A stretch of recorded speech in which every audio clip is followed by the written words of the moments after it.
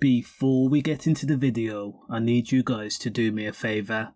Number 1, like the video. Also comment, let me know your thoughts on the story. Duncan Ferguson, commonly known as Big Dunk, is probably known for the fact that he hospitalised men that had made the grave decision to break and enter into his home where his wife and young child were upstairs asleep. Then his colourful football career. Now born and raised in Stirling, Glaswegians like to claim Duncan Ferguson as their own because Big Dunk resonates with anyone who likes a beer and football and a scrap, no matter what colours you wear or team you support. Often regarded as an old-school player with a rugged, aggressive, hardened style of play, he thrived at clubs like Dundee, Rangers and his beloved Everton, to name a few, despite the fact that Big Dunk holds the record for the most red cards ever given in the Premier League, being 8. Now Big Dunk is only one of a few top-flight sporting stars that was jailed at the height of his career. Now after Duncan Ferguson had secured a move to Rangers in a transfer that cost £4 million back in 1993, a year later, in April of 1994, Rangers were playing Raith Rovers in the Scottish Premier League. Big Dunk decided to bash his head against defender John McStay. The clash resulted in a busted lip for John McStay. Now in the aftermath of the highly charged incident, Big Dunk was jailed for 44 months for the on-the-field scuff, something Big Dunk described as nothing. So he was left red-faced and angry when his appeal was unsuccessful. Now Big Dunk has said on multiple occasions, and by his own admission, the now 52-year-old manager has a temper, so you have to take it with a pinch of salt when Big Dunk revealed that he was shocked. He thought he had the man that had broken into his home. On January 7th of 2001, Big Dunk was lounging on the sofa, trackies on, trainers to the side of him, when he stirred at the sound of footsteps against the floorboards at around 1 a.m.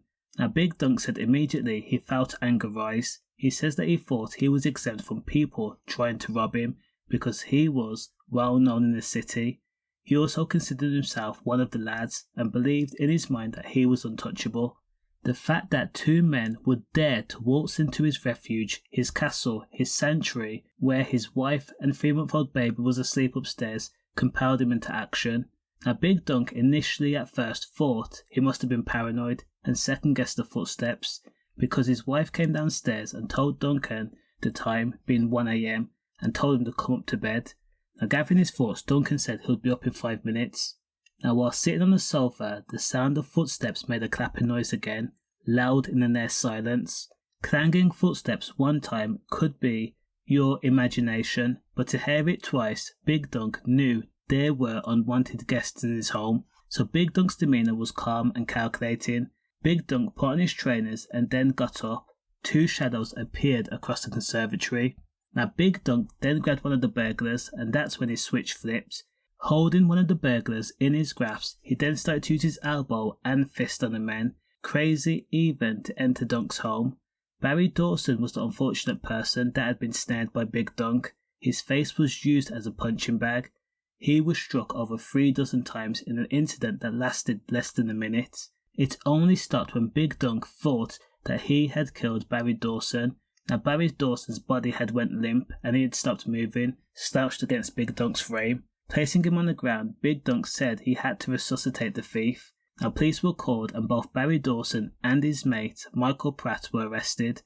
As for Darry Dawson, he was first taken to hospital with a fractured cheek and of course bruising and cuts. Both men were jailed for 15 months. Now soon after, Duncan and his wife put the converted barn in Rufford, Lancashire on sale. And just 2 years later, Duncan and his family were comfortably settled in Formby when in 2003, 37-year-old Carl Bishop was confronted by Big Dunk as the burglar was caught in 1080p, ransacking an outbuilding where he was looking for champagne. In this incident, Carl Bishop's 3 teeth were missing and his jaw was broken with an elbow. Carl Bishop was jailed for 4 years. If there's anything we can take away from these situations, it is one thing: Big Dunk was not a man to be messed with. Stay safe.